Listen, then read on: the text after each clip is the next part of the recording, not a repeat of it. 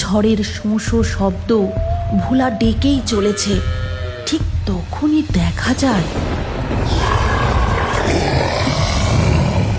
ওরে বাবা, এ কে? এ যে গোবুত। রাজীব মণ্ডল একজন ব্যবসায়ী মানুষ। গরুর দুধ, মাখন, ঘি বিক্রি করাই তার কারবার। তিনি গরু পোষেন বটে, কিন্তু গরুগুলির প্রতি তার তেমন মায়া বা ভালোবাসা কিছুই ছিল না। আরে, ওই 3 নম্বর গরুটা আজ ক বালতি দুধ দিল রে? বালতি করে দুধ কি দেবে কর্তা? আজ 1 মাসের ওপর হয়ে গেল ও দুধ দেওয়াই বন্ধ করে দিয়েছে। বলিস কি? তাহলে ওকে ছেড়ে দে। ও বুড়ো গরু রেখে লাভ নেই। এইদিকে ওদিকে চড়ে ঘাস খেয়ে বেঁচে থাকবে খন। এই কথা শোনা মাত্রই সেই রোগা জীর্ণ 3 নম্বর গরুটিকে হরি দড়ি খুলে ছেড়ে দেয়। তারপর গরুটি রাজীব মণ্ডলের গোয়াল থেকে বেরিয়ে পথে পথে ঘুরে বেড়াতে থাকে। আর সেই পথে, আমায় কেউ কিছু খেতে দাও না গো, বড় খিদে পেয়েছে, আমায় কেউ কিছু খেতে দাও। ও বুড়িমা, আজ এমন রাস্তায় বসে পড়েছো কেন? মন্দিরে যাওনি? বড় খিদে লেগেছে মা, শরীরের ক্লান্তিতে আর এগোতে পারিনি। আচ্ছা আচ্ছা, এই নাও, এতে গুড় আর রুটি আছে, খেয়ে নিও কেমন? আমি আসছি। বেঁচে থাকো মা, সুখে থাকো, সুখে থাকো। এরপর বউটি চলে গেলে সেই পথেই আসছিল সেই 3 নম্বর গরুটি। আর বুড়িমাকে রুটি খেতে দেখে গরুটি জোরে জোরে ডাকতে ডাকতে তার সামনে এসে দাঁড়ায়। ও কি রে, তোর বুঝি খুব খিদে লেগেছে? এই নে, তুই বরং রুটি দুটো খা, আর আমি গুড়টুকু গালে দিয়ে জল খাই। এরপর সেই গরুটি রুটি দুটো খেয়ে নেয়। বুড়িমা গুড় ও জল খেয়ে নিজের কুটিরের দিকে হাঁটতে শুরু করে। ও কি রে, তুই যে দেখি আমার পিছু পিছু আসছিস।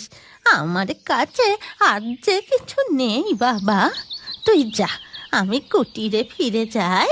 বুড়িমা তার কুটিরে পৌঁছানোর পর দেখে গরুটি তার পিছু পিছু কুটিরের সামনে এসে দাঁড়িয়েছে। দেখো কাণ্ড, তুই এখানেও চলে এসেছিস। এই কথা বলে বুড়িমা দাওয়ায় বসে। তারপর বলে, তোর কেউ নেই বুঝি? আমারও কেউ নেই। তা ভালোই হয়েছে, আজ থেকে আমরা 2 বুড়ি একসাথে থাকবো। বুড়িমা সেই গরুটির আদর করে নাম রাখলেন টুকটুকি। এরপর থেকে বুড়িমা যেখানে যেদিকে যেত, টুকটুকি তার পিছু পিছু যেত। আর বুড়িমা ভিক্ষা করে যা পেত তার অর্ধেক সে টুকটুকিকে খেতে দিত। এইভাবেই তাদের মধ্যে এক গভীর বন্ধুত্ব তৈরি হয়ে গিয়েছিল।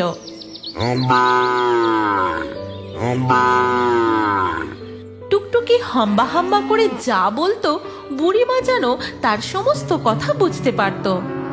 হ্যাঁ হ্যাঁ, বুঝেছি, তুই এখানে দাঁড়া, আমি ওই পুকুর থেকে তোর জন্য জল এনে দিচ্ছি।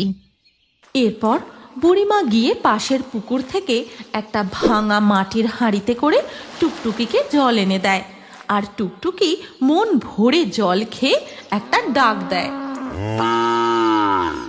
থাক থাক, হয়েছে, আর ধন্যবাদ দিতে হবে না।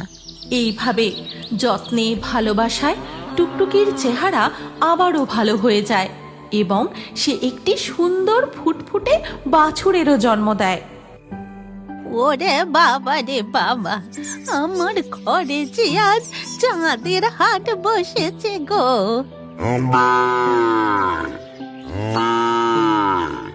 হ্যাঁ হ্যাঁ, নাম দেব তো, দেব তো। ওর নাম রাখলুম ভোলা, বুঝলি, ভোলা। ওরে বাবা, ভোলা নামটা খুব পছন্দ হয়েছে বুঝি। এরপর থেকে বুড়িমার দিনগুলি খুব ভালোভাবে কাটতে থাকে। টুকটুকির দুধ বিক্রি করেই তার সংসার চলে যায়। কি গো বুড়িমা, তোমাকে খুঁজতে খুঁজতে আজ তোমার কুটিরেই চলে এলাম। আজকাল আর মন্দিরের সামনে বসো না কেন গো? আমি যে আর ভিক্ষা করি না গো, আমার এই টুকটুকির দুধ বিক্রি করে আমার দিন চলে যায়। ওমা, তাই নাকি? তাহলে আজ থেকে আমিও তোমার থেকে দুধ কিনবো, ঠিক আছে? আর এই খবর গিয়ে পৌঁছায় সেই ব্যবসায়ী রাজীব মণ্ডলের কানে। কর্তা, খবর শুনেছেন? আপনার সেই 3 নম্বর গরুটা আবার বেশ হৃষ্টপুষ্ট হয়ে উঠেছে। সে একটা বাছুরেরও জন্ম দিয়েছে। বলিস কি? ওই বুড়ো গরুটা বাছুরের জন্ম দিয়েছে? আর তা সে আছে কোথায়? এই গ্রামের ওই শেষ প্রান্তে এক বুড়ির কুঠিরে। তার সেবা যত্নই তো 3 নম্বর গরুটা বেশ স্বাস্থ্যবান হয়ে উঠেছে। চল তো আমার সঙ্গে। এই কথা বলে রাজীব মণ্ডল হরির সাথে সেই বুড়িমার কুটিরে এসে উপস্থিত হয়। বুড়িমা, ও বুড়িমা, বাড়িতে আছো নাকি? কে কে বাছা তোমরা? এই গরু আমার, একে ফিরিয়ে নিয়ে যেতে এসেছি। এই কথা শুনেই টুকটুকি জোরে জোরে ডেকে ওঠে।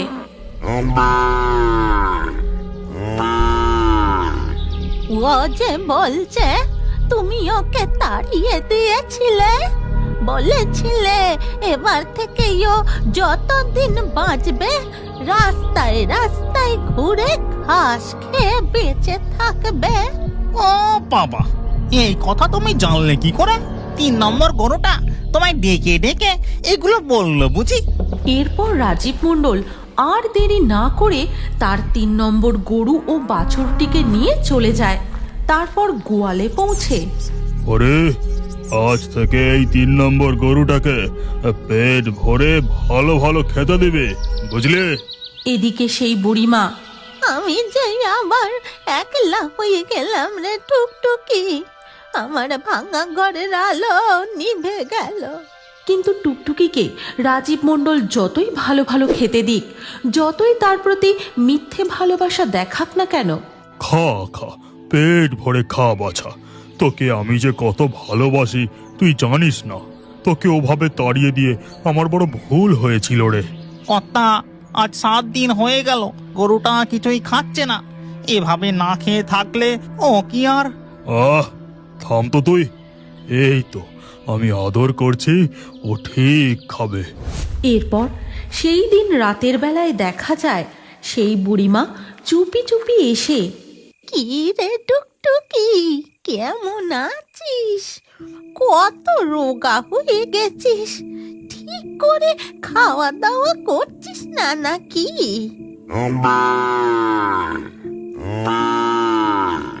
চুপ চুপ, সবাই জেগে যাবে যে। আমি সব বুঝতে পারি রে, তোর মতো আমারও খুব মন কেমন করছে। ওরে বাবা রে বাবা, আমার ভোলা যে, আমার ভোলা। এই, তুমি এই রাতে এখানে কি করছো? গরু চুরি করতে এসেছে কর্তা। আরে, গরু চুরির অপরাধে ওকে পুলিশে দিয়ে দে। এরপর হরি বুড়িমার হাত ধরে তাকে সেখান থেকে নিয়ে চলে যায়। আর তাই দেখে টুকটুকি ও ভোলা জোরে জোরে ডাকতে থাকে।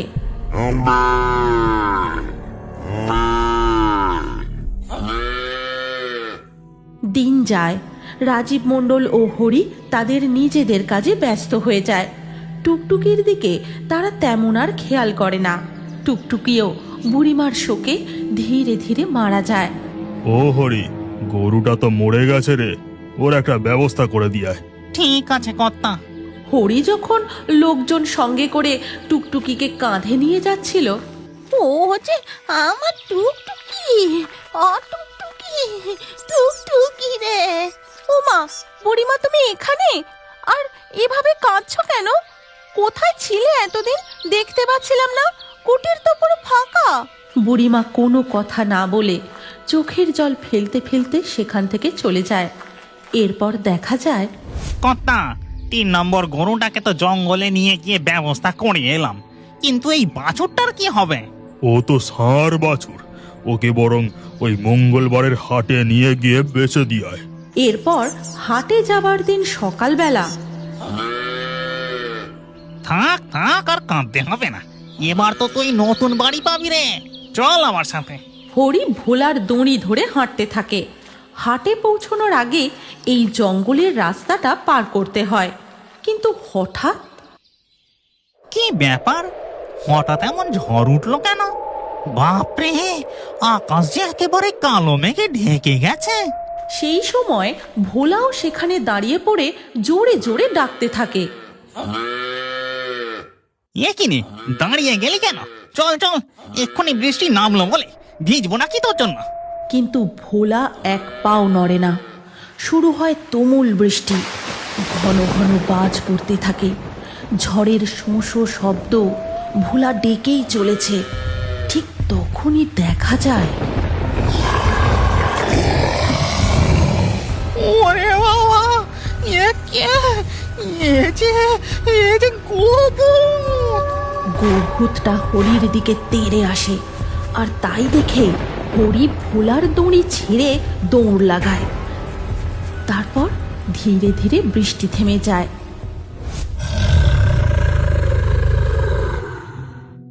দেখা যায় গোভূতটি ভোলাকে খুব আদর করছে। এরপর দেখা যায় গোভূতটি সেই জঙ্গল ছেড়ে এগোতে থাকে, আর তার পিছু পিছু ভোলা। অবশেষে তারা এসে পৌঁছায়। ও মা, ভোলা, ভোলা রে, আমার ভোলা। টুকটুকি, টুকটুকি তুই, আমার টুকটুকি। বুঝতে পেরেছি রে, আমি সব বুঝতে পেরেছি। আজ থেকে তুই সব সময় আমার কাছে থাকবি, তাই তো? হ্যাঁ, বটেই তো, বটেই তো। তুই তো আমাকে আর ভোলাকে রক্ষা করবি, আমার টুকটুকি, আমার ভোলা।